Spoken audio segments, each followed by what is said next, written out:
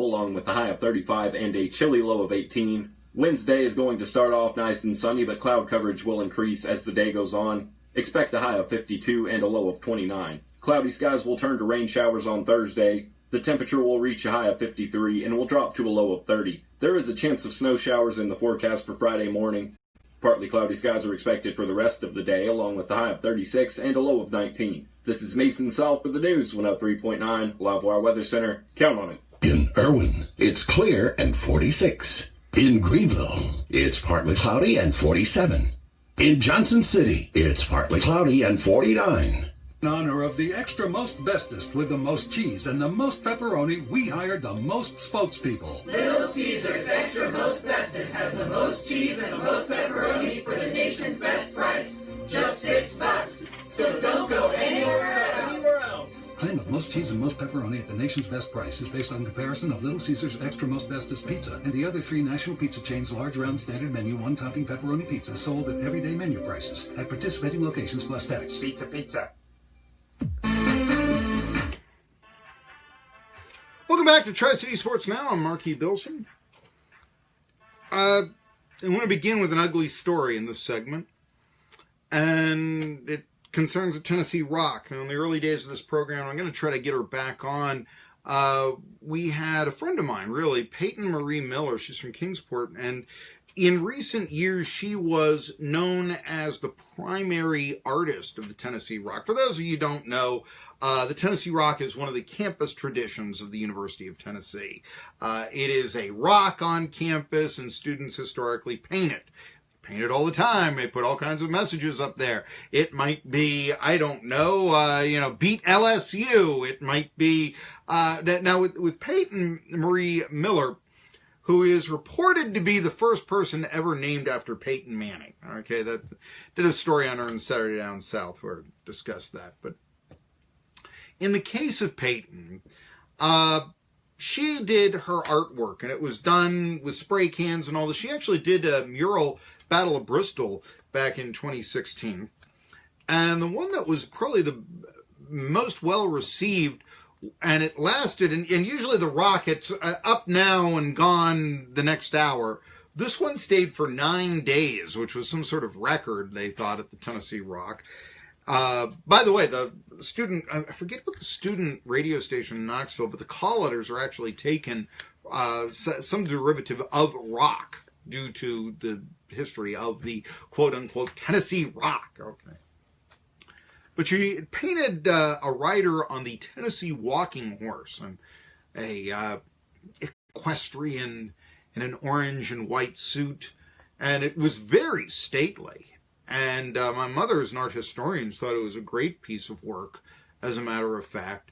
And anyway, that stayed for 9 days. So Peyton Marie Miller is probably, from Kingsport, the most famous person ever to be a regular contributor on the Tennessee Rock. But she got her bachelor's from UT, and she's now taking her master's up at Virginia Commonwealth, studying medicine, if memory serves. And I'm going to try, I called her yesterday, didn't answer her phone, left a message, so we're going to see if I can't get Peyton in there. But there have been some very disturbing things. The Rock, since Peyton has left, has been used, well, this last football season, to criticize Butch Jones a lot. But then, on this campus message board, there's been some really disturbing messages put out. One of them, let's see here, and a lot of them are believed to be racist.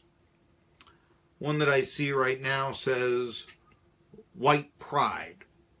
I guess that isn't white power, but even so. It has been painted the Rock recent times with messages from a racial separatist group. And Beverly Davenport, the Chancellor of Tennessee, said on Friday on her webpage, I know many of you have been offended by the presence on our campus and what they have written on our Rock, Students' Rock. Please know I share your sentiments entirely. I find their values and teachings despicable, hateful, divisive, and indecency. There is, let's see here, the group is believed to be the Traditionalist Worker Party, and it is a white nationalist organization that is the same group that protested the Knoxville Women's March last weekend. For instance, I'm now seeing a picture, and it says, "My borders, my choice." Well, and I don't know if that's necessarily hate-filled, but there is this TWP that is written on the rock underneath that, Traditionalist Worker Party. And then right next to it, there appears to be a symbol, and I'm trying, I don't know how to exactly explain this. It's either the worst drawn swastika I've ever seen, or something of like, and I'm thinking Worker Party, and forgive me, I'm not familiar with, racist graffiti. That's not my world. But it appears almost to be looking like something of the old sickle and hammer on the USSR flag. Okay? And I'm thinking Workers' Party, That is, workers is generally a socialist term. Employees is more the American, term. Anyway, Davenport continued. Across the country, white supremacist groups are targeting colleges and universities, hoping to promote their beliefs and recruit members. Groups like the one that have been writing on our rock have been described as being closely aligned with neo-Nazis and other hardline racist organizations. They are coming to our campuses precisely because of our commitment to inclusion and our mission to promote free speech. I've got to hand it to Davenport. I think she's tackling the issue head on. We can, discuss how serious this is. I did mention, however, that this sort of stuff doesn't do, from a sports standpoint, I think, athletics, any favors. When Tristan Retke, a knucklehead who went to the Black Lives Matter rally at ETSU, it was a modest rally. Nobody would even have really noticed it, except he decided he wanted to go there with the gorilla mask on, passing out bananas to the people protesting. And Retke got kicked out of school, and I guess he was arrested, and there's, I guess he's still waiting his trial, and so on and so forth. Okay. I did ask, and I asked Steve Forbes about it, because that cannot help if I'm a coach of ETSU, and if I'm recruiting for a player against ETSU, oh yeah, I'm going to be mentioning that. Is that where you want to go?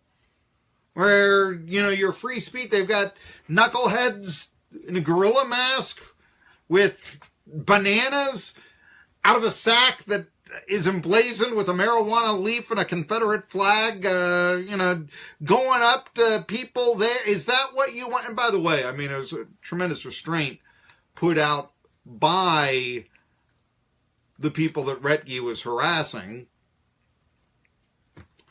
And it's not as if Black Lives Matter is not above reproach or anything of that nature, but if you're going to give a counterpoint to that movement, well, there are a lot of ways you do it. You write a letter to the editor. You stand next to them with your own sign in a peaceful protest. You engage in discussion. You don't engage in banana handing out. No. Now we have the Tennessee Rock, and I don't think that helps matters any in terms of recruiting athletes, really of any race, color, or creed. You can say, it doesn't help black athletes. If you're any color, do you want to go to a racist area? No.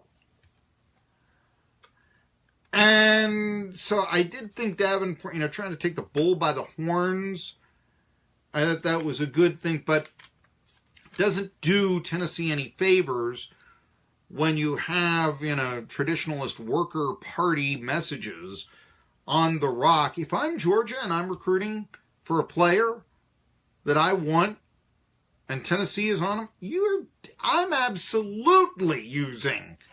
Hey, you want to go to that place? Really? Yeah, that's a forward-thinking place. See what they wrote on the rock? That's what I'm saying. So kudos to Davenport for trying to take it bull by the horn. In terms of, in the Tristan Retke situation, did that hurt ETSU? I can't imagine it did hurt, and I did ask Steve Forbes, and he said, no, it hasn't come up. I talked to the coaches. I talked to Carl Torbush when he was there, and he kind of, tried to sidestep it, but he did say that nobody had brought it up. But, hey, if I'm negative recruiting against a college, am I telling you what you're negative recruiting against, So, just something to think about. I mean, it's a sad case that this is the environment that we live in here. However, it is. And beware. Beware. And one can wonder, hey, could the struggles of ETSU football have anything to do with somebody named Tristan Retke like that? Making such a statement, getting the national headlines? Could racist messages on the Tennessee... you come in there for your recruiting visit and you see a white power message on it. That's going to really be nice, isn't it? Who's going to come to... Something else, people that are outspoken and saying things that they shouldn't include, and this has made the rounds today, Tom Brady and a sports talk show host at WEEI, which is arguably the leading sports radio station in the country. It's up in Boston. It was the first sports radio station in history to ever be rated number 1 for a ratings book. This was back in 2004. It was when the Red Sox won a World Series and the Pats won a Super Bowl, so everybody in Boston, obviously into sports, as you might imagine. They've had quite a run up there with the success of their teams. But nevertheless, Tom Brady cut an interview short that he was doing. He's got a weekly program on WEEI, and here, my friends, is why. No, I don't. I do want to say something. I mean, I don't want to get into the documentary much, but I did. Stacey had told me that someone had made a comment about my daughter or something like that. Yeah. Tom, we were just talking about, it was Alex Reamer, and Jerry and I talked about it Friday. It was a stupid thing to say. We destroyed him for saying it. You can say whatever you like. Go ahead. Well, I think that, I've tried to come on this show for many years and showed you guys a lot of respect. I've always tried to come on and, do a good job for you guys. So, it's very disappointing when you hear that, certainly with my daughter or any child. They certainly don't deserve that. So. Oh, no, Tom, no question. Yeah, as I said, Jerry and I talked about it on Friday. Stupid thing to say. He was suspended for it. He should be. There are certain things I think you understand. As a professional athlete, you're going to be criticized for what you do or on or off the field as an individual. But for a kid to be criticized is unbelievably stupid. There's no defense for it. Yeah. So I'll obviously evaluate whether I want to come on this show again. So I really don't have much to say this morning. That's fine. I understand. That's totally fine. I will. Maybe I'll speak with you guys some other time. Absolutely fine. We understand. All right, Tom. You too. So that was the morning interview. Yeah, Kirk and Callahan. But I went to college with Michael Holley, who has an afternoon show on there. He's been a long-time host. Was a sports columnist of the Boston Globe before that. They also wrote several books on Bill Belichick. I've often talked on this show. So originally, Mike is from Northeast Ohio, and I remember just how hated Bill Belichick was when he coached the Cleveland Browns. You have never, not even Rich Kotite in Philly was as hated as Bill Belichick in Cleveland. And I know it's hard to believe that now. And NFL, the NFL Network now does, a football life telling how great the coaching staff was in 1995 when Belichick was there and Nick Saban was defensive coordinator and all that. They were absolutely reviled. Players spoke out on. I mean, it was absolutely the ugliest circumstance you've ever seen around a football team. I actually went to the last Browns game and show how hated not only Belichick, but the entire team was. I remember the Browns scored a touchdown. Andre Rison had scored a touchdown, and he was actually booed as he scored the touchdown. How about that? Of course, the team was moving out of town, so the fans were angry, so I could understand that. But I've never seen anyone booed as he scored a touchdown for the home team. I've never seen that, and I don't know if I ever will again. Anyway, just getting back, Holly, when Belichick went to New England and he was there, I always thought that Michael, liking to go against the grain, probably did as much for Belichick's reputation as anyone. Michael Holly, writing the books, Patriot Reign, about him, and so on and so forth, really helped revive his reputation. Of course, winning 5 Super Bowls didn't hurt either. Anyway, that was the cut that you heard with Tom Brady, cutting the interview short. Because Brady does do a lot of interviews, not a lot of promotions, but he does do a lot of interviews. I mean, every Monday night on radio, he does one with Jim Gray. It's pretty good. He's pretty good about doing those things. Alex Reamer suspended. What Reamer said is he called Vivian Brady, that's Tom Brady's 5-year-old daughter, an annoying pissant. I don't know why. Yeah. And I also know that in sports talk radio, heck, we try to do a little bit here. There is an element of shock that we want to do. Don't get me wrong. But here's a good rule of thumb. Somebody once said this. If you are going to have a comment on someone, it's one thing to criticize the coach, his strategy. It's another to criticize the coach personally. Somebody once said this: criticize the Trump policy, don't necessarily criticize Trump. We don't always do that, or it could be Obama or whoever, but criticize the policy, not necessarily the man. I don't know if that's a total rule of thumb, but it does, it is kind of a good rule of thumb to stay out of trouble in this business. All right, here's something that I am going to be talking about here. I got some bad news. It looks like Chief Wahoo is going away, and that just came out. We'll be playing that. And the top 25 in college basketball is out. Got a couple of other things to discuss. Tri-City Sports Now. We will return right after this. Spinning oldies all night. Gift.